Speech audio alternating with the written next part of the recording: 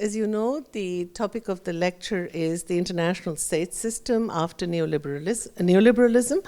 He's going to talk about Europe between national democracy and supranational centralization, picking up three themes which have characterized a lot of his work: the crisis of capitalism, the ill-matched pair democracy and capitalism, the tensions between the two of them, and his concerns about the EU as a supranational organization. Wolfgang Streeck is Emeritus Director of the Max Planck Institute for the Study of Societies, where he was director for 20 years in Cologne, and from where he retired in 2014.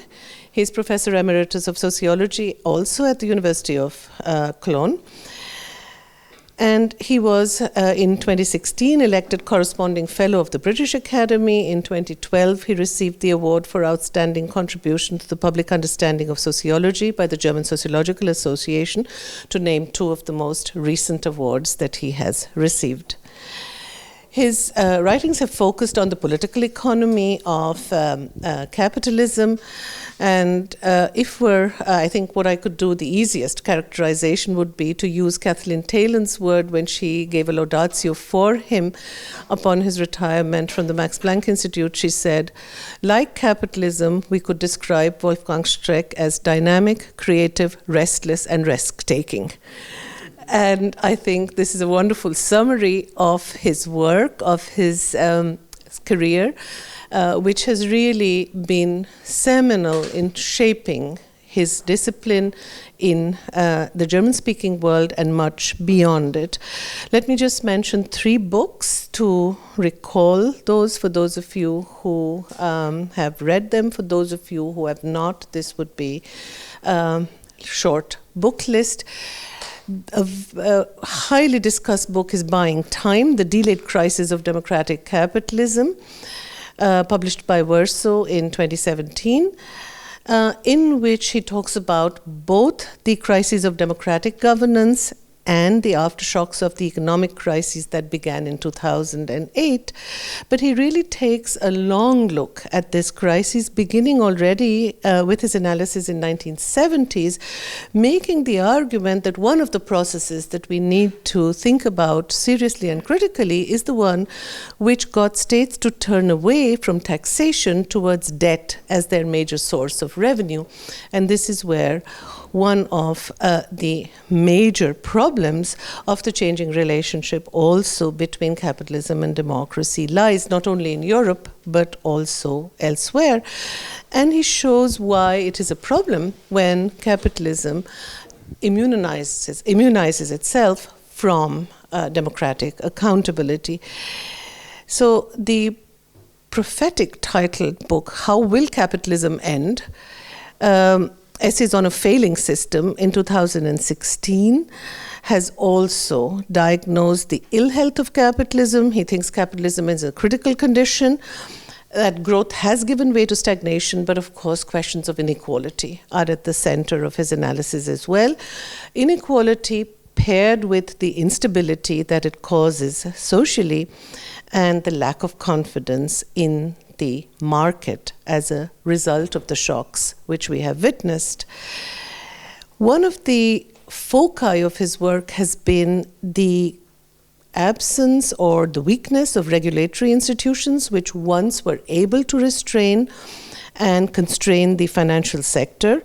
And he has looked at how these have successively collapsed and the final victory of capitalism at the end of the Cold War, such that there is a lack of a political agency today which could be a bulwark against the ills of neoliberalism. Let me just mention one more book, which is an edited volume, 2013, Politics in the Age of Austerity, because here he picks up a lot of the problems of increasing austerity measures, which are also causing an enormous strain for democratic politics. I think in the elections, the growing success of populist right-wing parties, we see one of the results of the kinds of problems that he has pointed to in OECD countries, which have run up large deficits and accumulated debts, wherever smaller parts of government revenue is available today for discretionary spending and investment. And therefore, there is, in a way, a constraint on the state which, irrespective of whichever party comes to power, this is the kind of constraint and a straitjacket, a financial straitjacket, which governments are unable to avoid. In German, so that for those who would like to or prefer to read it in German, Gekaufte Zeit, die vertagte Krise des demokratischen Kapitalismus is the German title of his 2015 work. We look forward to a discussion of capitalism and of democracy and the crises of the EU with you this evening. After your lecture, we'll have a short Q&A, and I very much hope that we will see the lecture in print with us in our new series with the Passagen Verlag. So thank you very much for accepting our invitation, for being here this evening, and I'll give you the word. Thank you.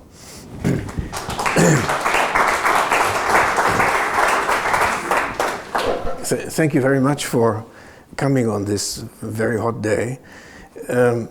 I will speak, this will not be an American lecture which ends after 40 minutes, but it won't be an Italian lecture either, which ends after 120 minutes. So, but you have to be ready to listen to me for 60 minutes. And this is serious listening, because I brought a manuscript, and so it's going to be a little bit dense.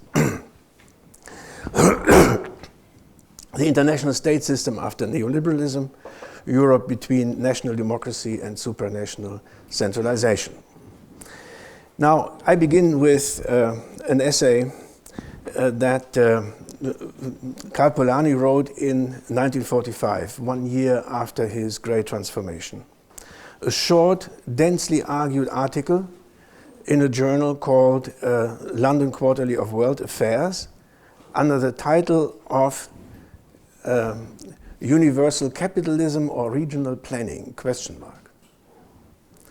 In it, in this essay, he explores the relationship between what he calls the organization of the international life and the structures and domestic and foreign politics of the leading states of his time, arguing that changes underway in them potentially offered a prospect of a new, I quote, far-flung and meaningful policies which may, albeit incidentally, fulfill the deeply rooted aspirations of the common man. Focusing on Great Britain, Russia, and America, the three global powers left standing by the Second World War, Polanyi argues that what was now at issue between them was not so much their place in a given pattern of power as the pattern itself. Here, the tremendous event of our age was the simultaneous downfall of liberal capitalism, world revolutionary socialism, and racial domination, the three competing forms of universalist societies. I think by racial domination, although he isn't explicit there, he believes both he means both German Nazism and the end of colonialism. According to Polanyi, it was precisely because of this end of universalism that a new era of international politics had become possible, allowing for peaceful coexistence of different regional regimes of international order based on and including different settlements of the class conflict. I quote, "World revolutionary socialism was overcome by regional socialism in the sufferings and glories of the 5-year plans, the tribulations of the trials, and the triumph of Stalingrad. Liberal capitalism came to an end in the collapse of the gold standard, which left millions of unemployed and unparalleled social deprivation in its wake. Hitler's principle of domination is being crushed on a battlefield coextensive with the planet he attempted to conquer.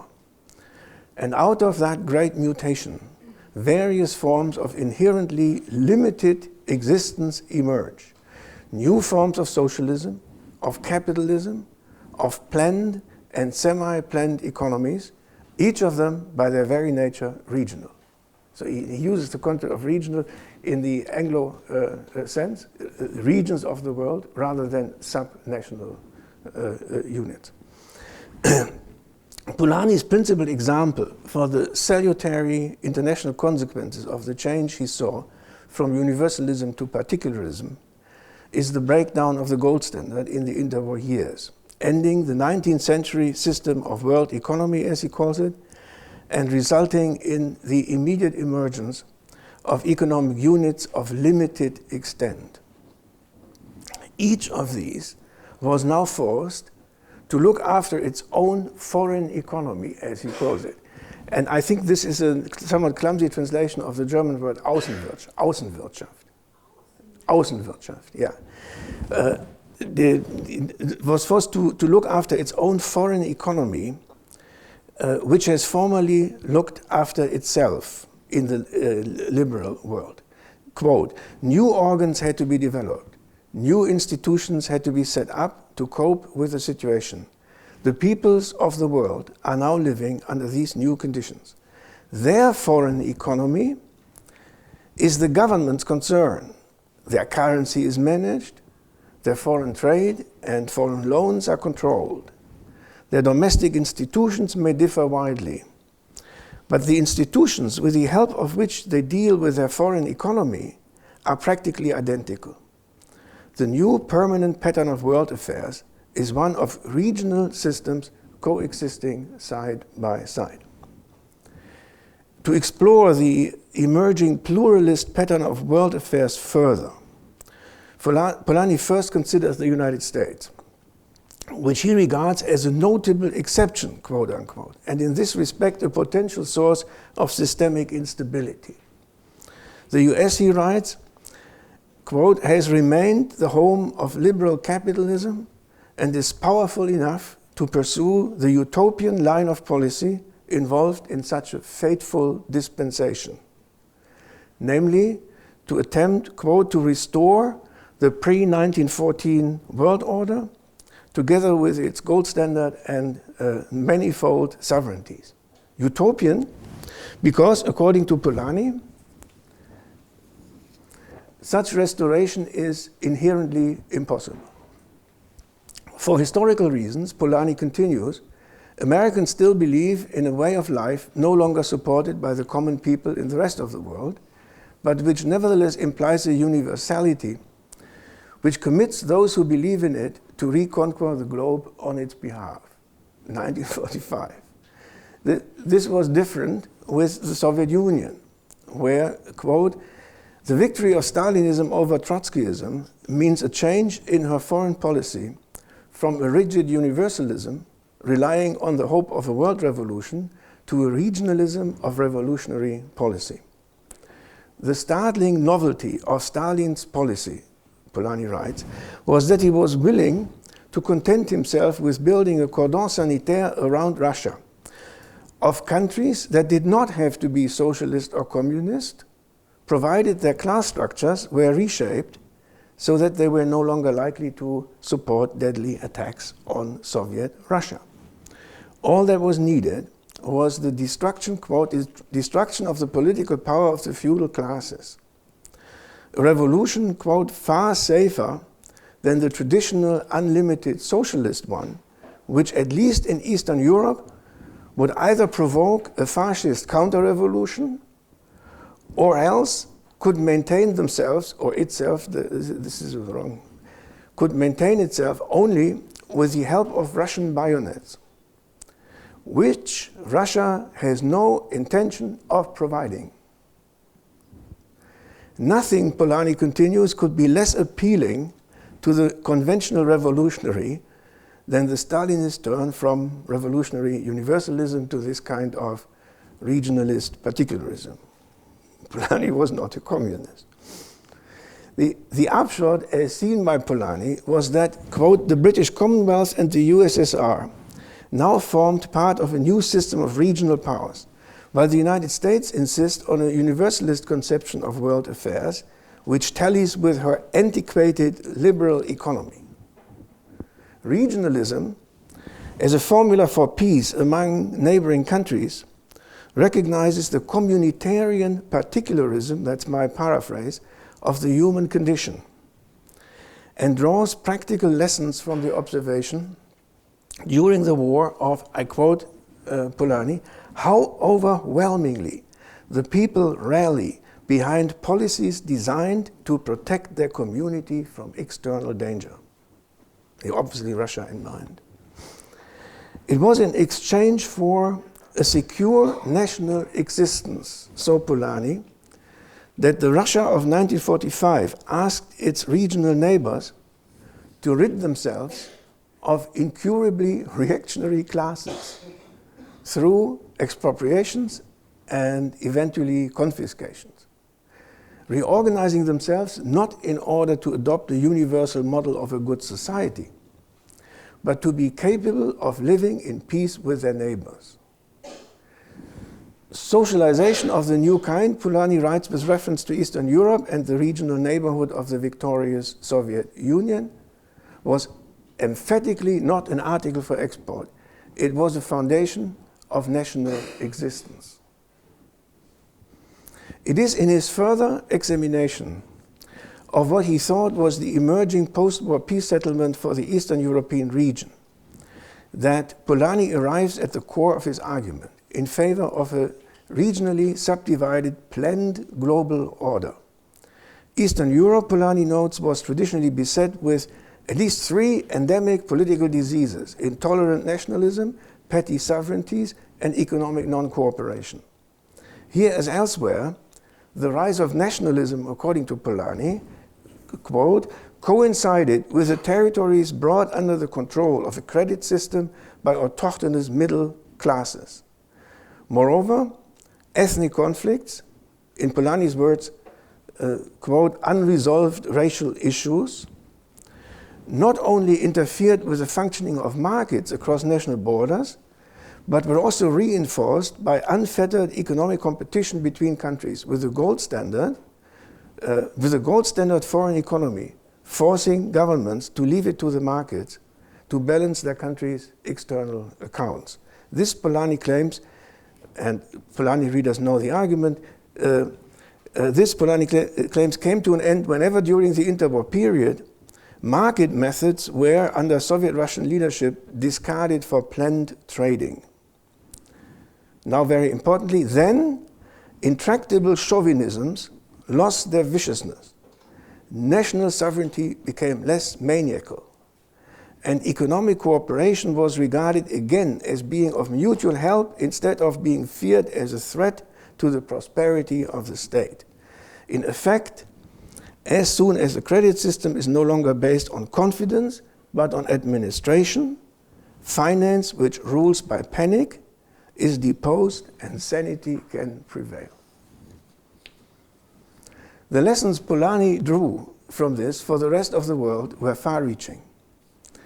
If, he writes, the Atlantic Charter really committed us to restore free markets where they have disappeared, we might thereby be opening the door to the reintroduction of a crazy nationalism into regions from which it has disappeared.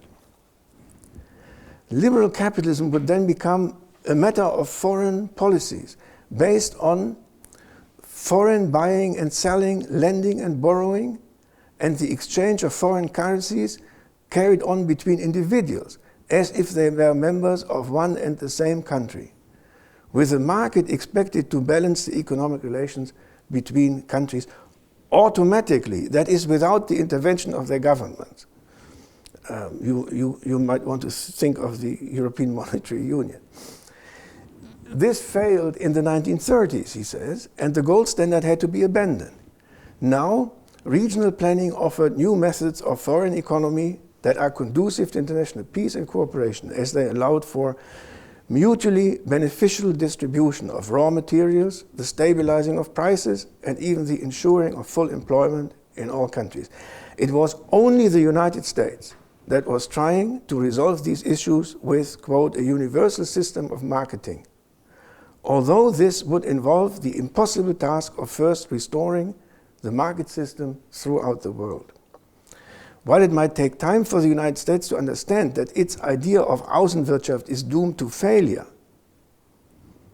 the promising alternative to the reactionary utopia of Wall Street, Polanyi writes, is deliberate development of the new instruments and organs for foreign trading, lending and paying, which constitute the essence of regional planning. Polanyi ends his discussion with a fascinating analysis of the situation of the United Kingdom, the country where he was then living. And we could extend this to the whole Brexit debate, but we won't do this here. It's clear enough what he says. In short, Polanyi saw Britain dependent on imports, quote, for maintaining a civilized standard of life and for the survival of the Commonwealth, on free cooperation with overseas dominions, which were no longer colonies. A planned foreign economy would enable Britain to, quote, reap the huge economic and political advantages of the regional organization of the world. In fact, after the changes it had undergone since the 1930s, Britain was no longer a free trading country at all, a process that had made it more of a popular democracy than ever. Quote, more healthily, 1945, more healthily united with every year that has passed since she left the atmosphere of liberal capitalism, free competition, the gold standard, and all the other names under which a market society is hallowed. This, however, was not yet irreversible. The real issue today, Polanyi wrote, was that reactionaries still hope that it is not yet too late for Britain's own system of foreign economy to be changed back, so that it may fall in line with that of America. The Trump visit comes to mind. This way, Britain would not just lose the advantages of equal cooperation with the United States and the Soviet Union, but soon would be deprived, quote, of those organs of international trade which she needs for her survival, as well as for her freedom of action, rising standard of life, and the advantages of a constructive peace for a long time to come. American-style economic universalism would imply a return to the gold standard in substance, if not in name. The battle over the gold standard, Polanyi adds, is in reality a battle for and against regional planning. Fighting that battle on the side of, quote, a universalist conspiracy to make the world safe for the gold standard, where the old ruling classes of British society, afraid of a new egalitarian impulse that might, quote again, and this is the end of this summary, that might fuse the Israelis, two nations into one.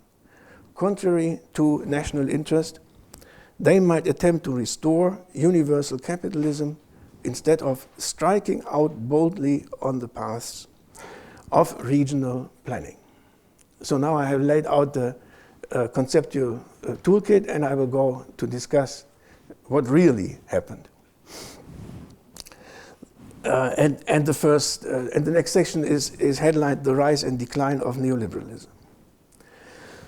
What became of the world, as projected by Karl Polanyi, at that fateful historical turning point, the end of the 20th century's great destruction?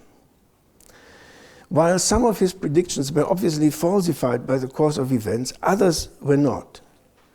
Even his misses and near misses, however, appear astonishingly useful for description and analysis of developments since 1945.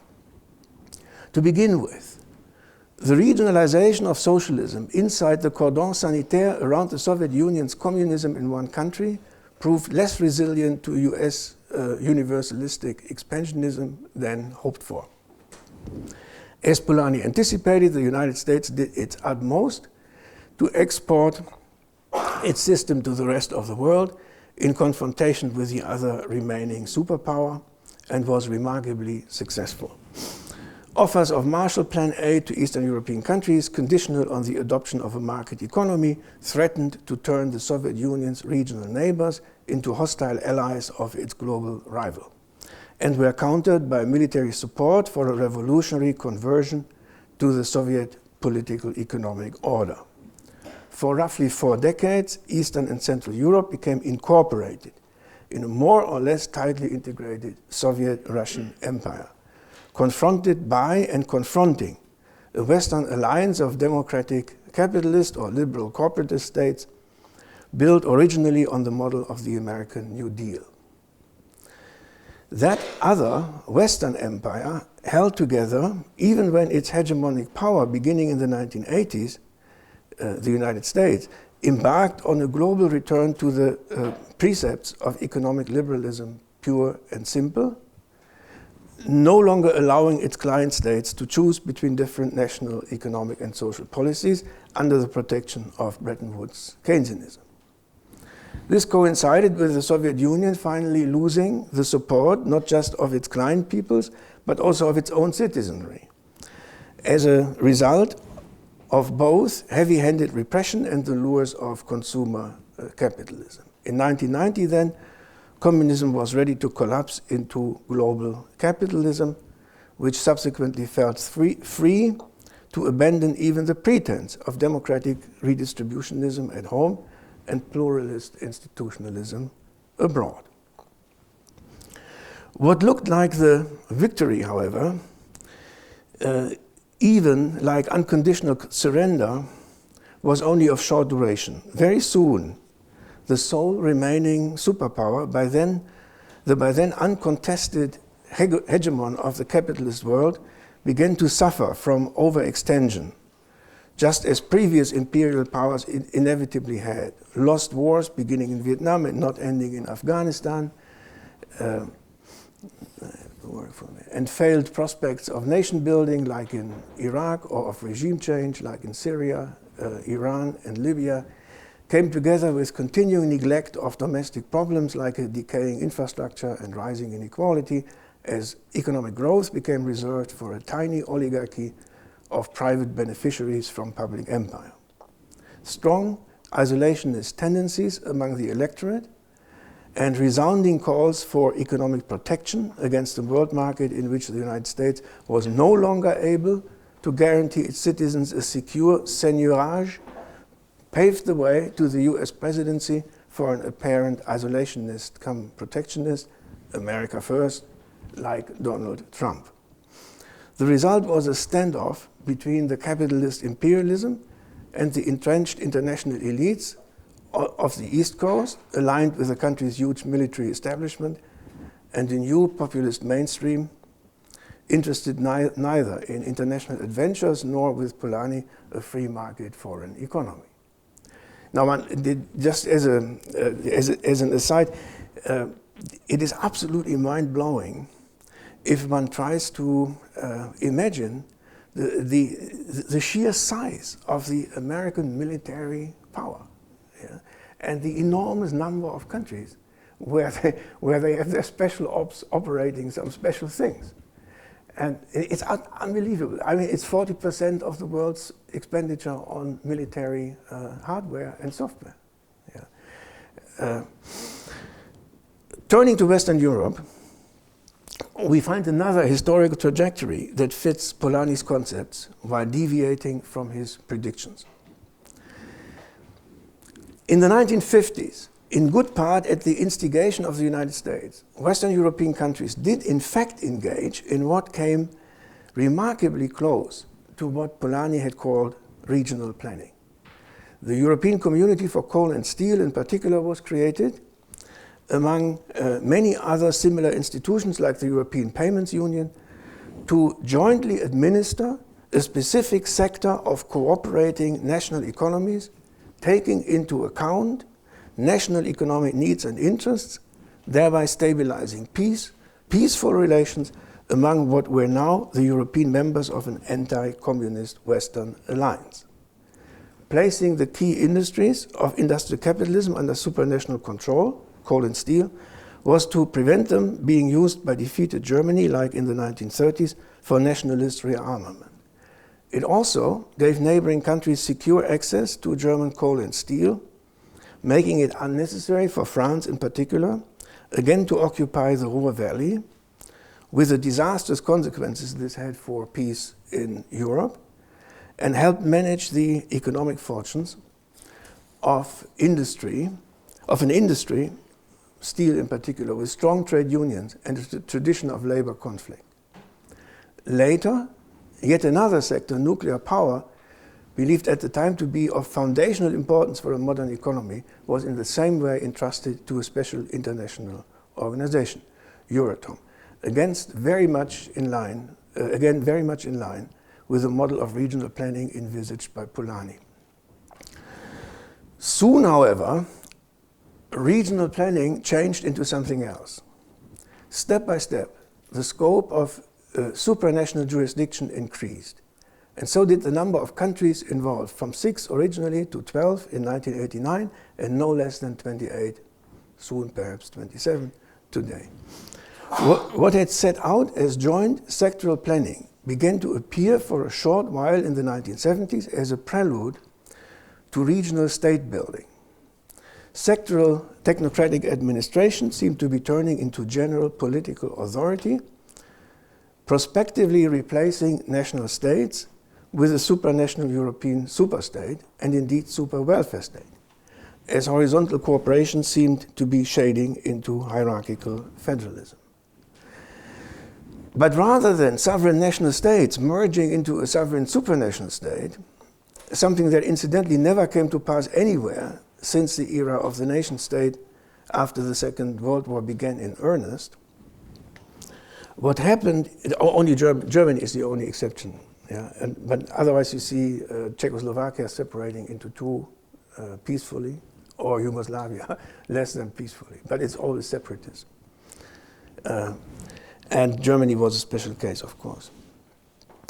So what happened, in fact, was the merger of national economies by international treaties into a sectorally encompassing supranational market economy.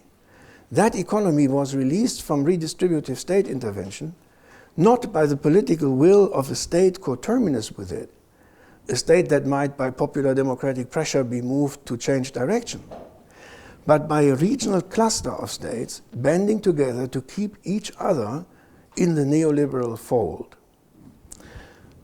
Proceeding alongside with the return of the United States to its historical pattern of unfettered market liberalism, state-free market building in economically integrated but politically ununited and therefore only negatively integrated liberal Europe, moved after the collapse of communism and the breakup of its European empire into international empire building.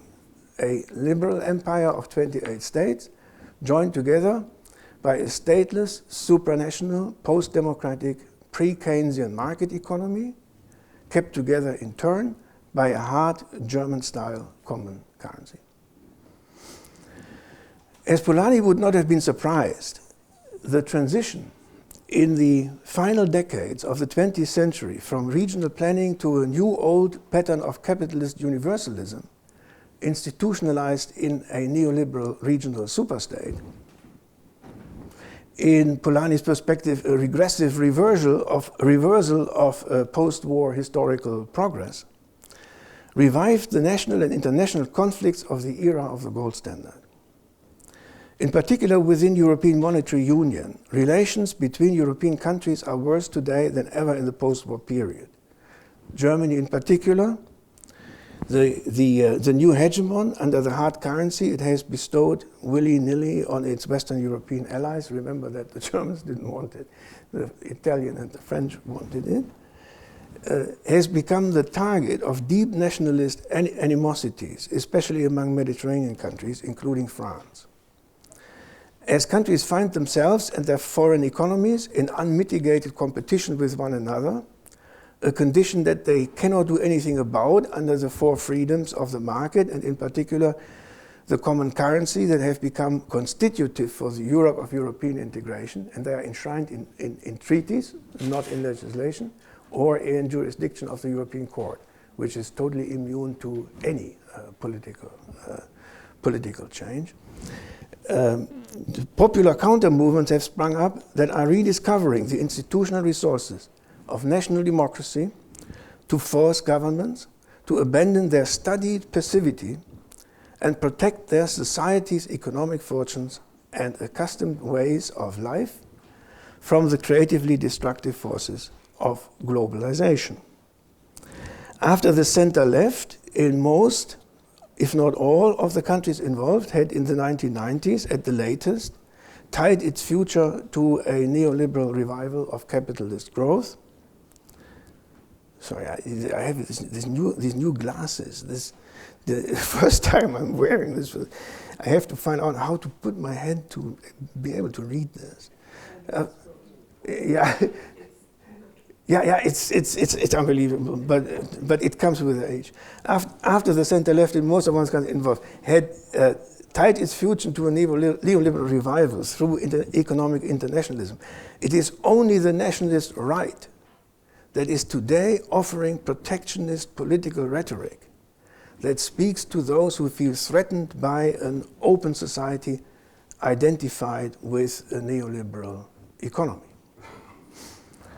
Since 2008 in particular, declining confidence in neoliberal global governance and its promise of universal economic achievement for those who, with Hillary Clinton, who work hard and play by the rules, fueled the rise of new political parties denounced as populist by the established political class and its media that have broken up the centrist politics of post-war Western European democracy. This is something I can take from the book of Chantal Mouffe, who describes that process in exactly these terms. The result was and is an impasse between two incompatible political economic projects: the neoliberal, supranationally centralized, top-down technocracy of globalization, a neoliberal superstate or a supermarket without a corresponding state, held together by a firmly institutionalized de facto international gold standard on the one side, and the anti-liberal, nationally decentralized, bottom-up democracy of often reactionary, popular counter-movements of various kinds of colorations. Mind you that I personally use the term democracy not to mean a catalogue of middle-class values to which Democrats, if they want to be ones, must subscribe. Rather, I mean institutions that give losers, political as well as economic losers, a chance to organize and thereby gain the attention of the winners. That's, to me, the democracy. Yeah. One issue this raised was that of political scale. Whether it was preferable for a political jurisdiction to be large or to be small, to merge with others to form a larger or split from others to form a smaller unit of governance. Today it appears that in this impasse, the neoliberal advance has come to a halt, resulting for the time being in a political interregnum, which everybody quotes Gramsci today, in which the old order is dying while a new order cannot yet be born. And Gramsci adds to this, a time in which all sorts of monstrosities can happen. Polanyi's analytical toolkit may be profitably used to shed new light on the British Brexit politics. And here I return to this, on the particularly complex configuration of interests and perceptions vis-à-vis the European Union that is today breaking up the British party system in the same way in which the Italian party system has broken up and the German party system is about to break up in the last part of this year. Leaving this aside for reasons of time, I will now turn to how not just Britain, but the European region of the global economy as a whole might resolve the cross pressures of the neoliberal interregnum, pressures for both political economic centralization as well as decentralization, for global capitalism on the one hand and regional planning on the other, for neoliberal superstatism and democratic nationalism, and for economic universalism as well as particularism. in the spirit of Polanyi, and we'll discuss this with reference to the broader international context. Now, I will spare you a number of pages where I'm discussing essentially this interesting point that if one compares today's world with Polanyi's, the position in that world of the Soviet Union is now filled by another, also presumably communist country, China.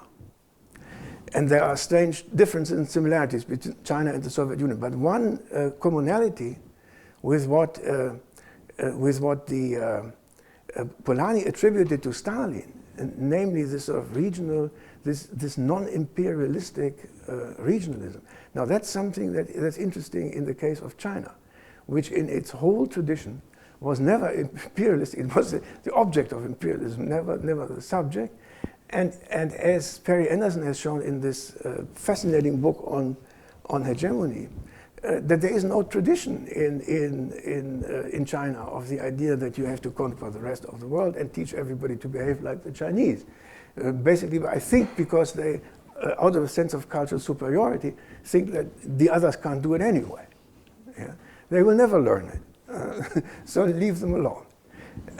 Now then, of course, the question today is, and I have to skip this, how the relationship between the United States and China is going to develop. And here of course, I did a quick reading course on China, and there the interesting question is, what does this New Silk Road really mean? Yeah? Now, if this country is capitalist, it has to be expansionary. There's no way, I argue, for a capitalist society not to be expansionary. It has to do this. And whether China is a capitalist society or something else, let's say a socialist shell, a communist shell with a capitalist core or whatever, we can leave that aside and simply assume that they will have to stretch out somehow. And then the question is, what are the Americans going to do? And this is the overall context. They can either try out something which would be unprecedented in the history of the world, that is capitalism to be run by two power centers rather than one. Yeah? From Genova onwards, it was always one, and the transitions were bloody. Yeah? The other question is, can they sort of at least work out some peaceful coexistence between them? That is, in the Polanyi sense, divide the world between them. Yeah? That may also be impossible. And then you can speculate about all sorts of things. What are these two going to do, and how are they organizing their mutual relationship? And without going into detail, I would say that the best thing I have read on this is Susan Watkins's account in the last edition of the last issue of New Left Review, in the introduction on the China section, where she really, in a very sort of smooth way, sees the problems of establishing peace, but also the fact of the huge American military superiority, which might, in the end, get the Chinese to submit to American leadership. And she gives some examples where this happens. So it's a very unclear situation. And what I will do now is drink some water, and then go to the final second part. Yeah, you're looking at your watch. I know I can't save you from the from the conclusions.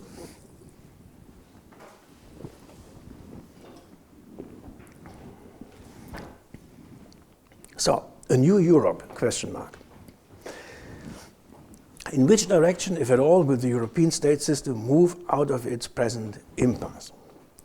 Downward, back to democratic redistributionist politics on the ground, as demanded by nationalist communitarians, or upward, to more Europe, last election, in the sense of more superstate enforcement of a politics-free market economy, as asked for by modern capital, and promoted more or less knowingly by the European center-left in the name of a new, non-parochial, non-proletarian, middle-class only kind of democracy. For Polanyi, this would depend on the evolution of Europe's global context, especially China and now China and the United States. In particular, the question seems to be what opportunities that context will offer to European centralists to establish a new narrative. Now it's always a narrative. I don't know when this popped up, but to establish a new narrative confirming the historical need for more European integration. A narrative replacing the social democratic European social model narrative from the 1970s, which is as dead as it can possibly be, as well as the neoliberal one of borderless international markets producing prosperity to everybody, for everybody, and economic convergence for all, which in 2008 came to a sudden death. Yeah? In this respect, note the rising calls among European supranationalists for a European army as a rationale for European unity. So Habermas and several political Christian democratic politicians recently signed a petition. They want a European army. The strangest things happen in an interregnum, right? Monstrosities. So building an army is a classical avenue to state building as it comes with the identification of a foreign enemy, establishing a Schmittian Freund-Feind-Verhältnis, helpful for social integration. While for some time now the designated enemy posing security risks for Europe as a whole has been Russia, it is increasingly joined by China. And even in reaction to Trumpist isolationism, sometimes also the United States. European army building as a pathway to European state building had been tried before with the European Defense Community project of the 1950s, which was ended which in the end was vetoed by the French National Assembly. Now it is above all France that is pushing European military unification. Like in the 1950s, centrally important in this is Germany, which currently is about to almost double its defense spending from 1.1 to 2% of GDP in response to long-standing demands by the United States under NATO, but also by France with a view to the creation of a sovereign European defense capacity. Now, if you hear 1% to 2%, you think that's ridiculous. Why worry about it? But Germany, with a 2% spending of GDP, would spend 40% more than Russia. And Germany alone, Russia including its very expensive nuclear capacity. So this would be quite a powerful country. By spending 2%, as I said, would become the biggest military power in Europe, far ahead of Russia. Since Germany cannot and will not acquire nuclear weapons, all of its additional spending would be on conventional arms, which would ideally close the gaps in the French arsenal caused by the high costs of France's nuclear force. They have a problem with ground forces. For this they have an aircraft carrier, which they now renovated for 4 billion euros over a time of 3 or 4 years. Our new would-be Chancellor AKK suggested to the French, we can also build a German aircraft carrier if you want some, as a sort of complement. Using defense as a lever for supranational political integration requires that European elites can point to an unstable or hostile international environment, threatening peace, prosperity, and the European way of life, Annegret Kramp-Karrenbauer, of English. While external dangers can always be overstated, like in the case of Russia, real tensions in the international system are obviously helpful. Taking my cues again from Polanyi's 1945 essay, I conclude by discussing 3 ideal typical European trajectories out of the present political economic interregnum. The first would lead to a decentralized system of democratic nation states, loosely integrated horizontally through negotiated economic cooperation or with Polanyi regional planning, which in Europe would require replacing the euro with a more flexible monetary regime under which southern countries can survive, simply breathe. How probable this is a different question. Globally, this would presuppose something like the international order Polanyi had hoped for, a balance of power between self-contained, non-expansionist big states or blocks of state, unwilling or in any case unable to impose their economic and political system on the world at large. A non-imperialistic, non-universalistic, peaceful coexistence, as the Soviets called it, in particular between China and the United States, cured from its neoliberal one-world sense of mission. Interstate relations, although not necessarily inter-society relations, would be governed by respect of difference. International economic relations could by and large be free from colonialism and post-colonialism, and European countries might even be able to work out a peaceful accommodation with what is now their international bête noire, Russia. Strong incentives to build up European military strength would be lacking. The project of a European army would lose plausibility and become unfit as a vehicle for European superstate formation. And the war on terror could be delegated, as it long should have been, to cooperative international police work, rather than sending German troops to Niger or wherever, where they are now fighting terrorism. Numerous questions would arise, in particular on the capacity of a decentralized state system based on voluntary cooperation to respond to global problems such as climate change, tax evasion, and the governance of finance and money. I spare you this discussion. All I say in this context is that you have to compare with the real achievement of the now existing multipolar quasi-superstate arrangement, and they didn't get much done. So trying it differently might simply be justified by the fact that the way it is being tried now is relatively unsuccessful. But I can say on that a little later in the discussion if you want. Okay, we're sort of approaching the goal. Yeah, wonderful. I said 60 minutes and it will not be longer than that. Returning to the global context of Europe, it appears that just as in Polanyi's analysis, the main obstacle to a pluralist global order is the United States.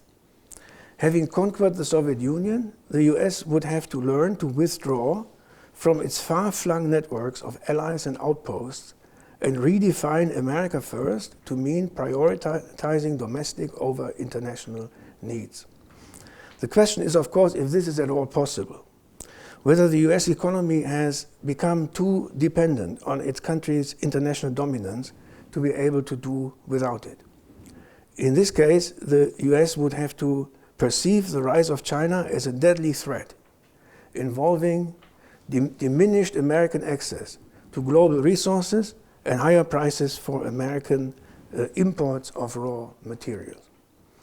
Also, continued American hostility to countries like Iran might make these natural allies, not just of Russia, but also of China, which would further exacerbate tensions between the two 21st century superpowers.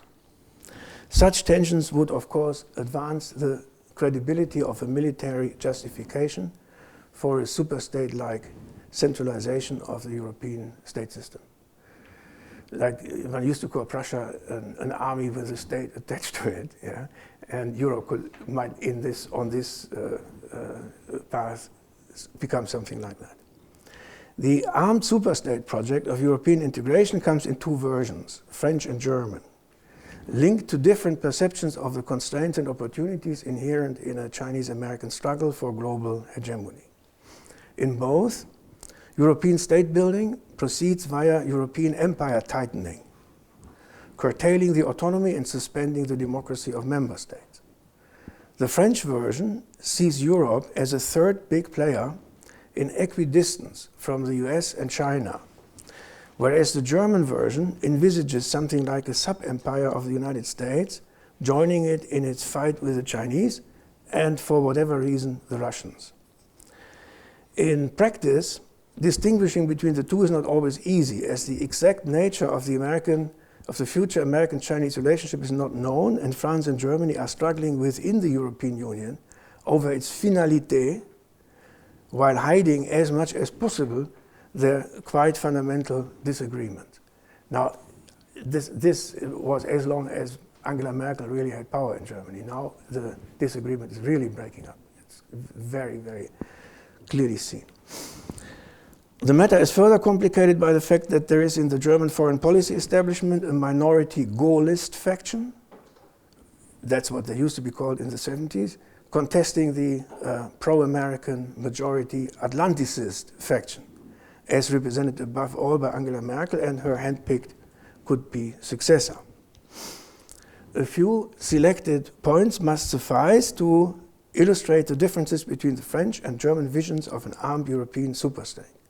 The French concept of a third hegemon presupposes global tensions strong enough to unify Europe, but not strong enough to force it to choose sides.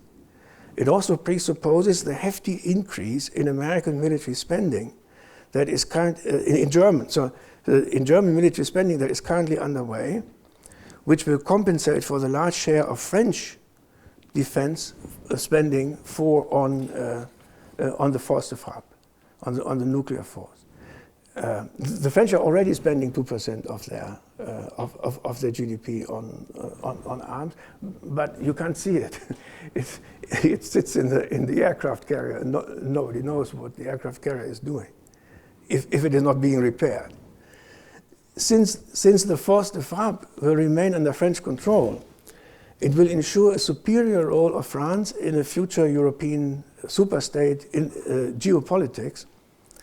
Also, because France will, after Brexit, be the only European Union member with a permanent seat and a veto on the United Nations Security Council. German conventional forces under French European command in particular, and if you have the nukes, then you have the command. Yeah. The German conventional forces under French European command, in particular German ground troops, will be needed to fight post-colonial wars in French Africa and perhaps the Middle East, to secure European access to natural resources and keep Europe's Chinese and American rivals in Southern Europe and Northern Africa at bay as much as you can do that. Inside Europe, priority would be given to keeping the Mediterranean countries on board and willing to be governed from the European center, which would require, as I wrote in Le Monde Diplomatique, which would require compensation for the damage inflicted on their economies by the hard common currency, perhaps by way of a special budget for the Eurozone, paid for in effect by European surplus countries. A French third hegemon strategy would also allow for some sort of détente with Russia.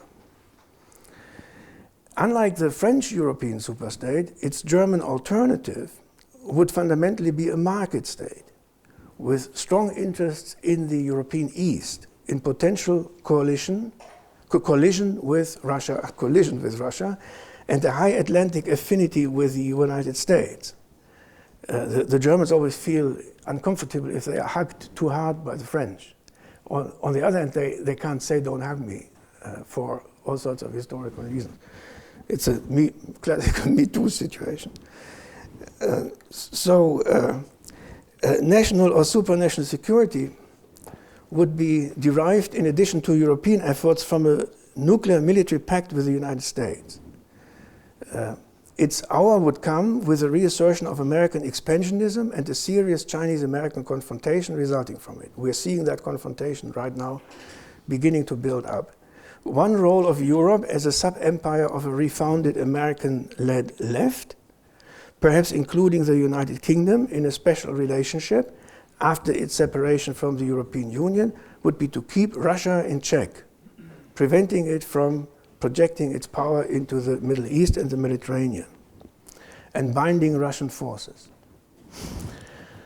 The armed binding Russian forces that might otherwise support an alliance with China. A confrontational European stance with Russia would also keep the Eastern European countries in the Western European Empire, ensuring their elites against the risks of taking a hostile view of Russian regional security interests, like Ukraine. preventing, in other words, the kind of regional peacemaking through regional planning envisaged by Polanyi. German conventional superiority over Russia would be backed up, and it will be huge, because all the German money will go into tanks or whatever, conventional arms. It will be huge, and the Russians are spending 40% less, and probably 1/2 of it has to go into the nuclear force. German conventional security over Russia would be backed up by American nuclear power, which would be enlisted by logistical support for the American Middle Eastern wars. For example, in particular through military bases in Germany. Ramstein is a place that very few people know about. And it's huge. It's the biggest American air base outside the United States. And the operations in the Middle East are all controlled out of Ramstein. And the drones that are being sent, they start there. Yeah. In political terms, a sub-imperial European project as a part of an American-led West might be difficult to sell to voters outside of Eastern Europe as long as Trump or another ugly American is in power. But the same may be true under a new leftist democratic president or Congress, which may be culturally a Kennedy of the 21st century, Alexandria Ocasio-Cortez, for example, but politically even more isolationist than Trump initially tried to be. Now he is no longer very much so, because the military establishment has basically taken over his staff in the White House. Probably the German version of a military path to European unity presupposes a return to power, or at least a realistic possibility of such a return, of Clinton-style American liberalism, or more likely a successful resistance of the American deep state, the country's military-industrial intelligence complex, against isolationist attempts, left or right, to subordinate its priorities to domestic ones. And the Harvard speech of Merkel is remarkable in this respect, because if there was one thing in her career that was sort of absolute constant, was she never, ever took issue with the United States. Yeah? Only now. And now, because these United States cannot sort of support this idea of a European-American alliance, maybe in practical politics, but certainly not in popular politics. They have presented Trump to the German voter as someone who's at least as bad as Putin. And Putin is also very bad in the idea of the German voter. Yeah. Conclusion. An interregnum is a time of high uncertainty with respect of both how long it will last and how it will end. Nobody knows how the United States and China will settle their relationship, if at all. They may for an indefinite period be wavering between conflict and accommodation, between peace, Cold War and war, shrinking back or not from the abyss as they perhaps repeatedly approach it. Nor do we know what the ongoing rapid digitization of military technology will contribute, drones being only the beginning, followed by robots fighting robots as they attack infrastructures and troops, accompanied by ever more sophisticated cyber warfare against vital telecommunications and data processing systems. Equally uncertain is how long the populist defense of local autonomy against supranational centralism will endure. International scaremongering by European elites may push back centrifugal forces, or it may not. French hopes for a more isolationist United States and German hopes for an American return to multilateralism may both be disappointed, as the United States may remain torn between an America First electorate and an internationalist military establishment. Moreover, French and American expectations, nourished by the Merkel government, of a Germany arming itself to the teeth and placing its military under European command, not saying where NATO is in this, thereby extracting it from national parliamentary control, may be frustrated by German voters and parties, And who will win the battle between the Gaullists in Germany and the Atlanticists? The former need a France that is not Le Penist, the latter a United States that is not Trumpist. Perhaps here, too, all one can predict is a drawn-out period of indecision, among doubts whether Germany will be able and willing to pay the rising price of keeping its liberal European empire together above and beyond the 2% for a larger and better military. What we may be in for then is what chess players call a Hängepartie, a Hängpartie, with uncertain event, but productively accounted for within the parameters of Polanyi's 1945 essay, Universalism versus Pluralism, One World or More, Gold Standard versus Regional Planning, Empire versus Sovereignty, Counter-movement from the left versus the right. In all this uncertain complexity and the brinkmanship it may engender, political elites may at some point finally cease to understand what they are doing. And like in 1914, and these people were not different from us, basically the same brains. And like in 1914, unintentionally start a wildfire that they cannot control. There are enough fuses around for this. Thank you for listening.